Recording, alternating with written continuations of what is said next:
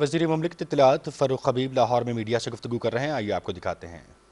Media سے اور جناب صدر لاہور پریس کلب ارشد انصاری صاحب، فاروقی صاحب، فاروق جوہری صاحب اور جتنے بھی مجھے سامنے چہرے نظر آ رہے ہیں، اب سب لوگوں کا بہت شکریہ کہ آپ نے آج مجھے یہاں بلا کر بڑی عزت بخشی۔ یقیناً جو پریس کلب ہے یہ ہمارا اپنا ہی گھر ہے، اور میں انصاری صاحب کو پہلے یہ بتا رہا تھا کہ ہمیں اس جگہ پہ پہنچانے میں اس شملہ پہاڑی چونک کی جو یہ تاریخی پریس کلب ہے اس کا بڑا کردار ہے، اور یہاں ہم نے 20-30 اسٹوڈنٹس کے ساتھ بھی آگے جو ہے وہ مظاہرے کیے ہیں، پروٹیسٹ کیے ہیں، جن کو فرنٹ پیجز کے اوپر کوریج ملتی رہی ہے۔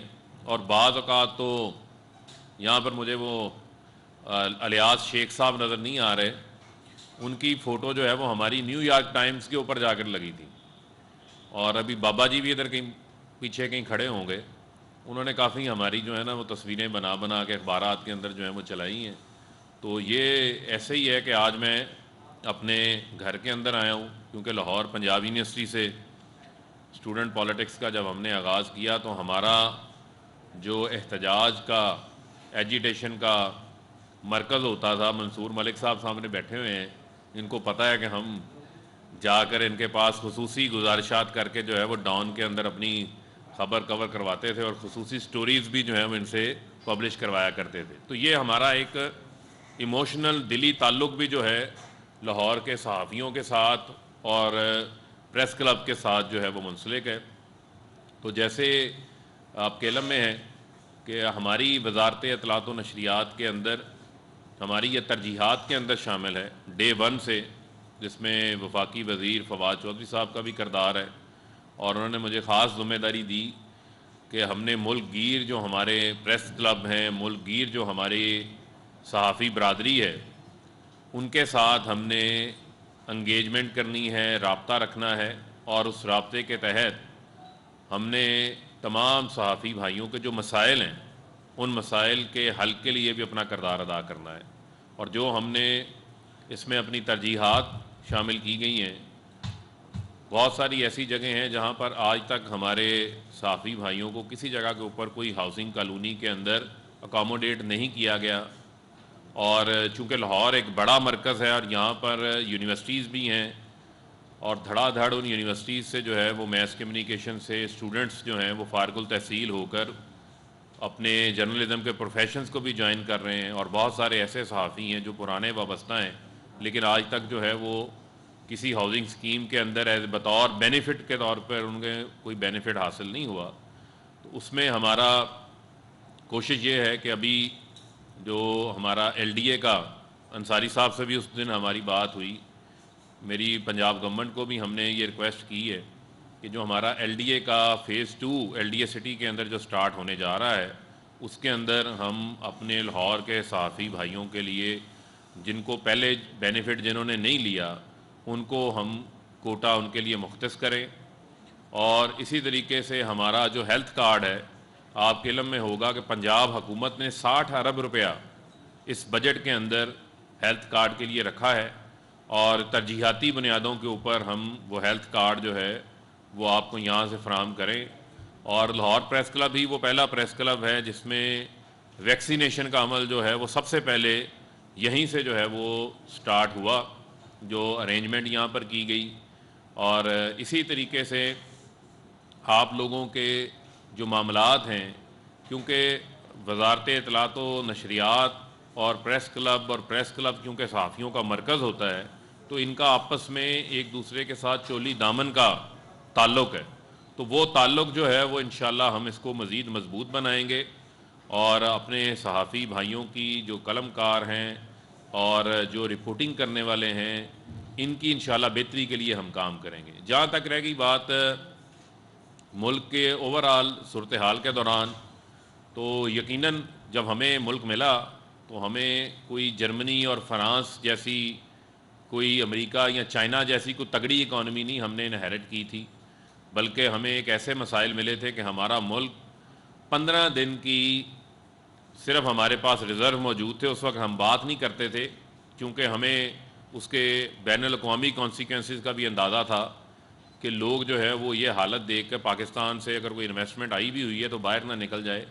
لیکن ہم نے حالات کو، وزیر اعظم عمران خان صاحب نے ان کی سنجیدگی کو سمجھتے ہوئے چیلنج قبول کیا. اور آج آپ اگر معیشت کے اشاریے دیکھیں تو آج جو ہمیں ٹارگیٹس، کیونکہ ہم IMF کے پروگرام کے اندر ہیں، تو ہمارا جو 1.5% کے اوپر GDP کا ٹارگیٹ پریڈکٹ کیا گیا تھا، تو آج الحمدللہ جہاں کووڈ کی وجہ سے دنیا کی معیشتیں تباہ و برباد ہو گئیں، بھارت جیسا ملک -7.7 کے اوپر کھڑا ہے، وہاں پر آج ہم 4% سے زائد کے اوپر ملک کی معیشت جو ہے وہ گرو کر رہی ہے. آج ہماری جو ایکسپورٹس ہیں اس کے اندر ریکارڈ اضافہ ہوا. چونکہ میرا تعلق فیصل آباد سے ہے تو جب ہم اقتدار میں آنے سے پہلے ہم ٹیکسٹائل پالیسی لے کر آئے تھے، کیونکہ پاکستان کی ایکسپورٹس کا ایک بڑا حصہ جو ہے، نمایاں حصہ جو ہے وہ ٹیکسٹائل ایکسپورٹ سے تعلق ہے. تو ہم نے ٹیکسٹائل پالیسی بنائی تھی کیونکہ یہاں پر ٹیکسٹائل کا قبرستان بنا دیا گیا تھا. جو پاور لوم سے منسلک لوگ تھے وہ کباڑ کے بھاؤ بک رہی تھی، تو ہم نے آتے ساتھ ان کی جو کاسٹ آف پروڈکشن تھی، بجلی کی قیمتیں، گیس کی قیمتوں کے اندر کمی کی، اور ایسے حالات ہم نے ان کے لیے سازگار بنائے جس سے ٹیکسٹائل انڈسٹری نے پرفارم کیا. آپ ہماری رائس کی ایکسپورٹس کو دیکھ لیں، آپ پاکستان کی ایکسپورٹس کا کوئی بھی سیکٹر دیکھ لیں تو اس نے بہترین پرفارم کیا. اور یہی کمپیریزن اگر میں آپ کے سامنے رکھوں تو 2018 میں نون لیگ 24 ارب ڈالر کے اوپر ایکسپورٹس چھوڑ کے گئی تھی. آج ہم 25.3 ارب ڈالر کے اوپر ایکسپورٹس کو لے گئے ہیں. اور اسی کے ساتھ ساتھ اگر ہم اپنی سروسز کی ایکسپورٹس کو شامل کر لیں تو ہماری جو IT کی ایکسپورٹس ہیں وہ 800 ملین ڈالر، 80 کروڑ ڈالر کے اوپر PMLN 2018 میں چھوڑ کے گئی، کوئی اضافہ نہیں کر سکے. ہم نے 3.25 سال میں اس کو 2 ارب ڈالر کے اوپر لے کے گئے ہیں اور اس کو مزید بڑھائیں گے.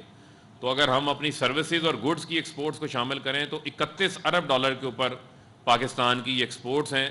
اور اگر اس میں ہم ترسیلات زر ڈال لیں جو اوورسیز پاکستانیوں نے اس ملک کو بھیجے ہیں، جو 90 لاکھ اوورسیز پاکستانی بیرون ملک ہیں، مشکل وقت میں انہوں نے ہمیشہ پاکستان کی مدد کی ہے. اور آپ یہ دیکھیں کہ 2016 سے 2018 تک نون لیگ کے دور حکومت میں ترسیلات زر میں اضافہ نہیں ہوا، 19 ارب ڈالر کے اوپر کھڑی رہیں، کیونکہ لوگوں کو اعتماد نہیں تھا. لوگ اپنے گھر والوں کو پیسے ضرور بھیجتے تھے لیکن اضافی پیسے نہیں بھیجتے تھے، کیونکہ اگر کسی نے انویسٹمنٹ کرنی ہے، کسی کے پلاٹ پہ قبضہ ہو گیا، کسی کے ان کو اندازہ تھا کہ یہاں ڈالر آتے ہیں، وہی ڈالر حکمران ایون فیلڈ کے محلات میں اپنے بچوں کو کاروبار کرنے کے لیے بھجوا دیتے ہیں. آج 2021 کے اندر 29 ارب ڈالر سے زائد انشاءاللہ ترسیلات زر ہوں گے. یعنی آپ اندازہ کریں کہ 10 ارب ڈالر کا اضافہ ہوا. یہ وہ اعتماد ہے اوورسیز پاکستانیوں کا جس کی وزیر اعظم عمران خان صاحب ہمیشہ بات کیا کرتے تھے کہ انہیں پتہ ہے کہ یہ وہ وزیر اعظم ہے جو اپنا فلیٹ بیچ کے بینکنگ چینل سے پیسہ پاکستان لے کر آیا ہے. تو لہذا لوگ پیسہ بھی پاکستان میں بافر بھیج رہے ہیں. اور آج 60 ارب ڈالر ریکارڈ پاکستان کی تاریخ کے اندر جو ہے وہ پاکستان میں آئے ہیں ایکسپورٹس اور ترسیلات زر کی شکل کے اندر. ایسا کبھی پہلے نہیں ہوا. اور وزیر اعظم عمران خان صاحب نے کووڈ کے دوران، ہمیں بڑا پریشر تھا لاک ڈاؤن لگا دیں، اپوزیشن کی جماعتیں بلا سوچے سمجھے، غریب کا سوچے سمجھے بغیر یہ بات کرتی تھی. آج ہم کامیاب پاکستان پروگرام کے تحت پاکستان کے وہ 60 لاکھ خاندان جن کا پہلی بار کسی نے سوچا ہے، جو ہم یہی کہتے تھے کہ غربت بڑھتی جا رہی ہے، غربت بڑھتی جا رہی ہے، غریب مر گیا ہے، لیکن اس کو غربت سے باہر نکالنے کا ایک منصوبہ بھی سامنے لے کر آنا تھا. آج وزیر اعظم عمران خان صاحب نے خاص ہدایات دی جس پہ یہ پروگرام بنایا گیا. آپ کو 5 لاکھ روپیہ کاروبار شروع کرنے کے لیے بلا سود قرض فراہم کرنے جا رہی ہے حکومت. بلا سود کا میں لفظ استعمال کر رہا ہوں. اسی کے ساتھ ساتھ ان کو گھر کی چھت دینے کے لیے 20 لاکھ روپیہ بلا سود اپنا گھر بنانے کے لیے، اپنی چھت بنانے کے لیے ان کو قرض فراہم کیا جائے گا. اور اس کے علاوہ جو ہمارا کم آمدن والا ہاؤسنگ کا منصوبہ ہے اس کے فگرز میں آپ سے شیئر کرنا چاہتا ہوں کہ 100 ارب روپے سے زائد کی بینکوں کو درخواستیں موصول ہو چکی ہیں، جس میں سے 38 ارب روپے کے کیسز جو ہیں وہ بینکوں نے اپروو کر دیے ہیں کم آمدن والے گھروں کے لیے. پاکستان کی تاریخ میں کبھی ایسا نہیں ہوا. آپ کے علم میں ہے کہ ایک انیبلنگ انوائرمنٹ بنائی گئی ہے. یعنی بڑا آسان تھا، آپ آشیانہ بنا دیں، آپ دکھانے کے لیے کوئی 10,000 15,000 آپ گھر بنا دیں، لیکن وزیر اعظم صاحب نے پورے ملک میں ایک ایسا ماحول بنایا جہاں پر وہ شخص جو 5,000 10,000 روپیہ قسط ادا کر سکتا ہے، جو لاہور جیسے شہر میں آج آپ کو شاید 2 کمروں کا گھر 15-20 ہزار روپے میں ایک پورشن نہیں ملتا، لاہور جیسے شہر کی میں آپ کو بات بتا رہا ہوں، وہاں پر اگر ایک شخص 5,000 10,000 روپیہ جو کرائے کے مکان میں رہتا ہے وہ قسط دے گا تو اس کی زمین بھی اپنی ہوگی، چھت بھی اپنی ہوگی، اور اگلے آنے والے 10-15 سال 20 سال میں پراپرٹی کی ویلیو بھی بڑھے گی. تو کرایہ دے گا، کرایہ دینے کے بعد نہ زمین اپنی ہوگی نہ چھت اپنی ہوتی ہے، تو یہاں اس کا ایک اثاثہ بن جائے گا، اس کے بچوں کے لیے ایک اس کا اثاثہ بن جائے گا. پہلی بار کسی وزیر اعظم نے یہ سوچا ہے. اس کے لیے وزیر اعظم عمران خان صاحب نے 70 سے زائد میٹنگز کی ہیں. ہر جمعرات کو ہاؤسنگ کے اوپر وہ میٹنگ کر لیتے ہیں، بینکس کو پابند بناتے ہیں. سب سے زیادہ جو کنسٹرکشن سیکٹر جو چلا ہے، جس سے 120 الائڈ انڈسٹریز ہماری چلتی ہیں، آپ یہ دیکھیں کہ سیمنٹس کی سیلز، سٹیل کی سیلز، بلڈنگ میٹیریل کے حوالے سے آپ دیکھیں کہ کام چلا ہے. اس کی وجہ یہ ہے بنیادی طور کے اوپر کہ ہم ویلتھ کریشن کے اوپر فوکس ہے ہمارا. جو ہم نئے شہر آباد کرنے کی بات کر رہے ہیں، جو ہم بات کرتے ہیں کہ نئے شہر بنے، اس کی بنیادی ریزن یہ ہے کہ ہماری آبادی بے ہنگم پھیل رہی ہے. یہاں پر لوگوں کو ہم نے لیونگ دینی ہے، سانس لینے کے لیے گرین ایریاز کی ضرورت ہے. ہم سارا شہر پتھر کا شہر نہیں بنا سکتے. یہاں سیوریج کے مسائل ہیں، یہاں لوگوں کے جو بہت سارے ایسے مسائل ہیں جو روزمرہ کی بنیاد کے اوپر لوگوں کو سامنا کرنا پڑتا ہے. تو ہم نے پلانڈ سٹیز کی طرف جو ہے وہ جانا ہے، جس کی وجہ سے فوکس ہے حکومت کا. یہ روڈا ریور راوی کے اوپر سینٹرل بزنس ڈسٹرکٹس بنا رہے ہیں. اسی طریقے سے جو ہے وہ بنڈل آئلینڈ لینڈ کراچی کے ساتھ اس کے اوپر فوکس ہے. نالا لئی کے اوپر جو ہے وہ پرپوز کر رہے ہیں ایک سینٹرل بزنس ڈسٹرکٹ، اس کے اوپر پرائم منسٹر صاحب کا فوکس ہے. اسی کے ساتھ ساتھ جو ہیلتھ کارڈ ہے، یہ پھر میں آپ کو کہوں گا کہ آج آپ کا جو سرکاری ہسپتالوں کے اوپر ایک برڈن ہے کہ وہاں پر تنخواہوں کے اندر نان ڈیولپمنٹ کے اوپر اتنا پیسہ چلا جاتا ہے کسی بھی حکومت کے بجٹ کا. اگر آپ ہیلتھ کارڈ دے دیں جس میں پنجاب کی تمام آبادی جو ہے وہ انشورڈ ہونے جا رہی ہے ہیلتھ کے حوالے سے، 10 لاکھ روپے تک کا آپ اپنا علاج سالانہ آپ کروا سکتے ہیں. اور اس سے فائدہ یہ ہوگا کہ خیبر پختونخوا کے اندر سب کو مل چکا ہے. 2 لاکھ لوگ جو ہے اس سے مستفید ہو چکے ہیں، اور اربوں روپے سے زائد کے جو کلیمز ہیں وہ وہاں ان کو ملے ہیں. تو آپ یہ دیکھیں گے کہ پرائیویٹ سیکٹر ہمارا اس سے بہتر ہوگا. لوگ اپنی مرضی کے اچھے ڈاکٹر سے جا کر اس کا علاج کروا سکیں گے. تو یہ ایک ایسا انقلابی سٹیپ ہے جس سے میں سمجھتا ہوں کہ پاکستان کے اندر جو عام عوام کو ریلیف ملنے کے حوالے سے معاملات ہیں اس کے اندر بہتری آئے گی. اور اسی کے ساتھ ساتھ جو ہمارا پرائم منسٹر صاحب کا ایک اور منصوبہ ہے وہ لے کر آئے ہم نیشنل ایگریکلچر ٹرانسفارمیشن پلان لے کر آئے ہیں کہ پاکستان کی تاریخ میں آپ یہ اندازہ کریں کہ ہم دالیں باہر سے امپورٹ کر رہے ہیں، ہم جو ہے وہ خوردنی تیل جو ہے وہ ہم باہر سے امپورٹ کر رہے ہیں، اور اس کے بعد جب ان کی قیمتیں ڈالر کی قیمت اوپر چلے جاتی ہے، روپیہ ڈی ویلیو ہوتا ہے، اس کا اثر عام آدمی کے اوپر آتا ہے. اب عالمی سطح کے اوپر اس وقت مہنگائی پچھلے 10 سالہ ریکارڈ توڑ گئی ہے. آپ امریکہ میں اٹھا کے دیکھ لیں، برطانیہ میں آپ اٹھا کے دیکھ لیں، اس کی وجہ کووڈ ہے، اس کی وجہ جو ہماری مین ایسی کراپس ہیں جن کی شارٹیج ہے. انڈونیشیا ملیشیا سے ہم تیل امپورٹ کرتے ہیں، وہاں پر پروڈکشن کووڈ کی وجہ سے کم ہے، جس کی وجہ سے خوردنی تیل کی قیمتوں کے اندر دنیا میں 124% اضافہ ہوا ہے. اور ہم نے کوشش کی کہ پاکستان کے اندر ان امپورٹڈ آئٹمز کا جو ہمارے لیے ضروری بھی ہیں، ہمارا کھانا اس کے بغیر نہیں پکتا یہاں پر، اس کا کم سے کم اضافہ یہاں پہ کیا جائے. تو جو ہم نیشنل ایگریکلچر ٹرانسفارمیشن پلان ہے وہ زراعت سے خوراک تک ہے. جس طرح ہم قومی سلامتی کے لیے ڈیفنس کی ضرورت ہے، دفاع کی ضرورت ہے، اسی طریقے سے قومی سلامتی کے لیے فوڈ سیکیورٹی کی بھی اتنی ضرورت ہے، اتنی امپورٹنس ہے کہ ہماری آبادی 2.5% سے بڑھ رہی ہے اور ہم پیداوار کو نہیں بڑھا رہے. تو یہاں پر ہم نے اپنی پیداوار کو بڑھانے پہ فوکس ہے. پہلی بار ہے کہ کوئی حکومت نے کسانوں کو اون کیا ہے. کسان آج وزیر اعظم ہاؤس جا رہا ہے، وہ وزیر اعظم کو جا کر اپنے مسائل کے بارے میں ڈائریکٹلی آگاہ کر رہا ہے. پہلی بار ہے کہ گنے کے کسان کو مل والے نے گھر سے جا کے گنا اس کا اٹھایا ہے, 100 ارب روپیہ اس کو جو ہے وہ اضافی ملا ہے, ورنہ گنے کا کسان آپ دیکھتے تھے کہ وہ پیسے لینے کے لیے احتجاج کیا کرتا تھا, مل والا اسے بلیک میل کرتا تھا, اس کا گنا کھیت کے اندر کھڑا رہتا تھا اور وہ سکڑ جاتا تھا, وزن کم ہو جاتا تھا. لیکن ہم نے میک شور کیا کہ گنا جو ہے, ملیں جو ہیں وہ 1 نومبر سے چلیں. اسی طریقے سے 500 ارب روپیہ اضافی کسان کی جیب میں گیا گندم کی صورت میں, ٹوٹل 1100 ارب گیا. ہماری 70% آبادی رورل اکانومی ہے, کسان خوشحال ہوتا ہے تو کسان کی جیب پیسہ وہ گاؤں میں رکھ کے نہیں بیٹھ جاتا, یہ ویلتھ سائیکل ہے, وہ پیسہ خرچ کرتا ہے, پیسہ شہروں میں آ کے خرچ کرے گا. وہ موٹر سائیکل لینی ہے, اس نے گاڑی لینی ہے, گھر بنانا ہے, مٹیریل لینا ہے, کپڑے لینے ہیں, جوتے لینے ہیں, یہ تمام چیزیں عام کسان نے آ کے شہروں میں پیسہ خرچ کرنا ہے اور وہ پیسہ کئی ہاتھوں میں آگے جانا ہے. تو لہذا ویلتھ سائیکل کریٹ ہو رہا ہے اور ہم نے لوگوں کی پر کیپٹا جو خرید ہے اس میں اضافہ کرنا ہے. اور ہم یہاں جو دالیں آسٹریلیا سے امپورٹ کر رہے تھے, ہم نے ایریاز آئیڈینٹیفائی کرنی ہیں, وہ انشاءاللہ آئندہ آنے والے سالوں میں ان کی پیداوار پاکستان کے اندر ہوگی. زیتون ایسا میں سمجھتا ہوں کہ لائف کے لیے بھی, ہر انسان کے لیے ہیلدی جو ہے وہ تیل ہے. پاکستان کے اندر اتنا بڑا سکوپ ہے, ان ٹیپڈ سکوپ تھا, اس کو آئیڈینٹیفائی نہیں کیا گیا. اس کے لیے 1 ارب روپیہ اس بجٹ میں وفاقی حکومت نے رکھا ہے, جس میں یہ ہمارا پوٹھوہار کا علاقہ, ہمارا یہ خیبر پختونخوا کے اندر یہ مومند کا علاقہ, بلوچستان کے اندر, اور بہترین زیتون ہے دنیا میں. زیتون کے فروٹ سے 15% تیل نکلتا ہے, پاکستان میں 21% ہے. اس کے اوپر فوکس ہے, اس کو ہم آگے بڑھانے جا رہے ہیں. یہ ہمارا جو سندھ کے اندر ہماری جتنا یہ کوسٹل کا ایریا ہے, اس کے اندر ہمارے پاس پام ٹریز لگانے کی گنجائش موجود ہے, اس کے اوپر ہم فوکس کر رہے ہیں.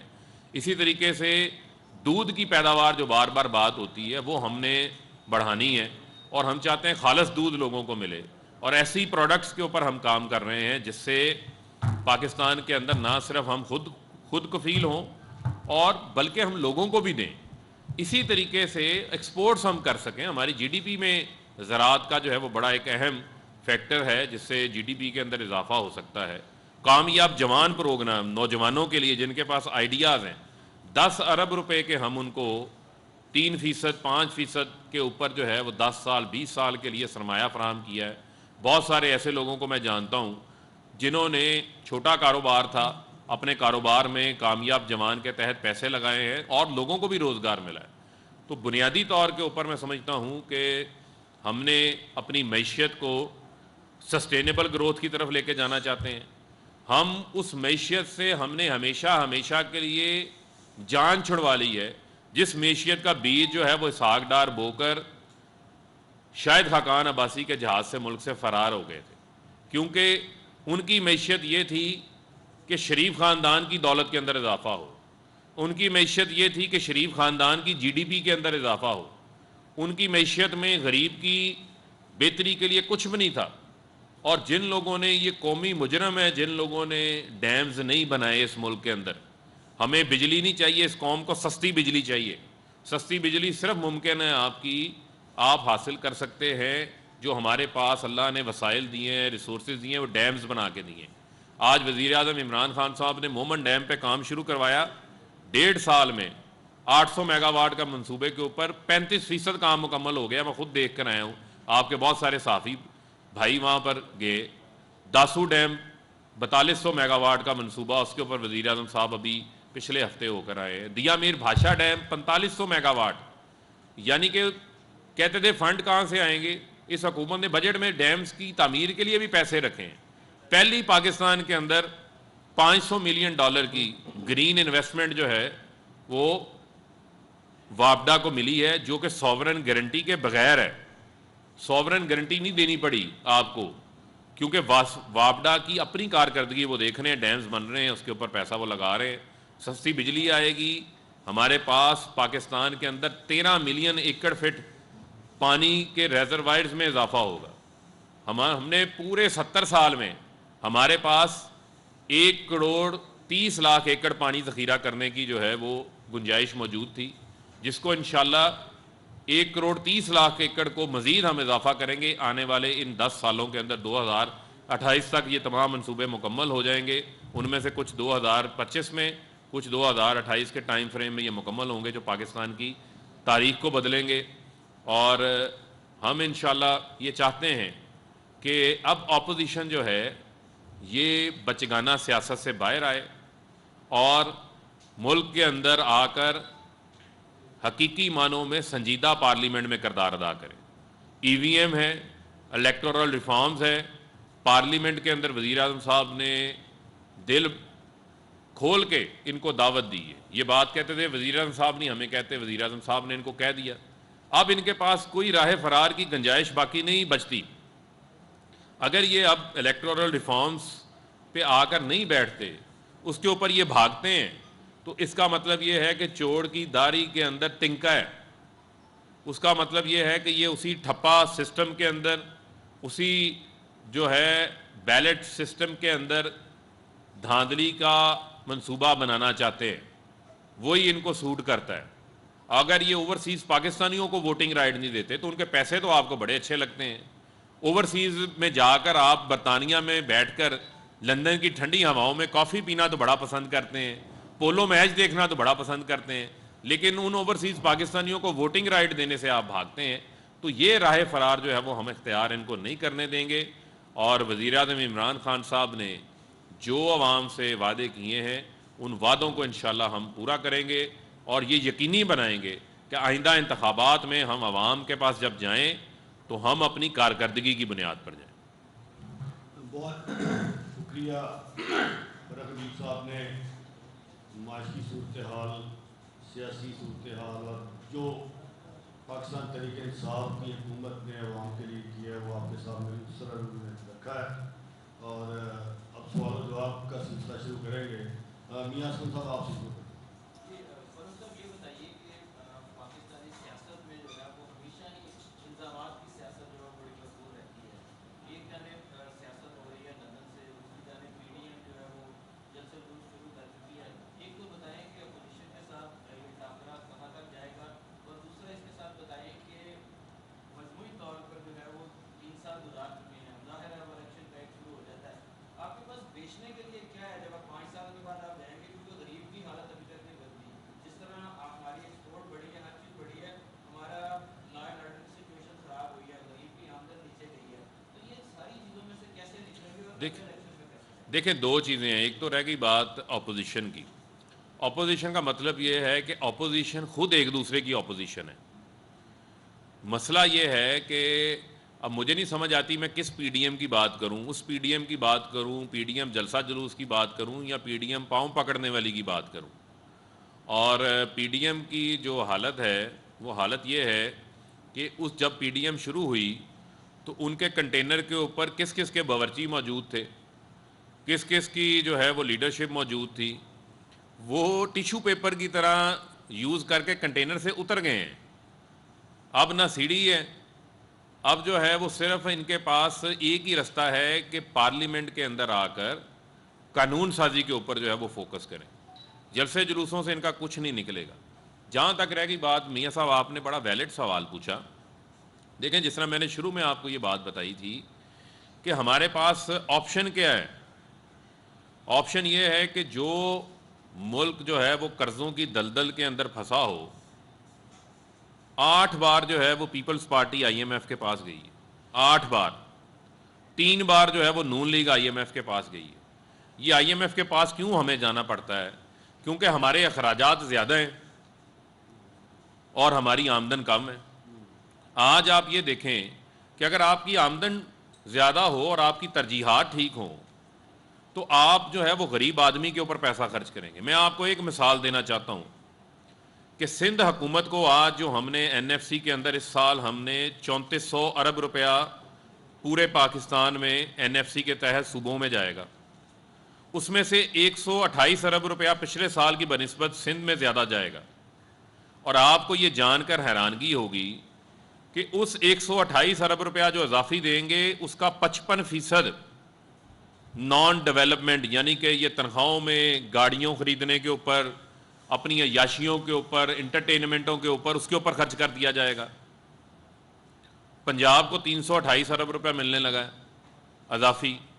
ان کا نان ڈیولپمنٹل ایکسپینڈیچر 34% ہے. اس کا مطلب یہ ہے کہ پنجاب 12 کروڑ کی آبادی، بڑا صوبہ بھی ہے، بڑی مشینری بھی ہے، بڑے اوور ہیڈز بھی ہیں یہاں پر، لیکن وہ 34% خرچ کر رہے ہیں کیونکہ ان کے پاس پیسہ ہوگا. یہی وجہ ہے کہ آج ان کی ADP 550 ارب روپے کی ہے.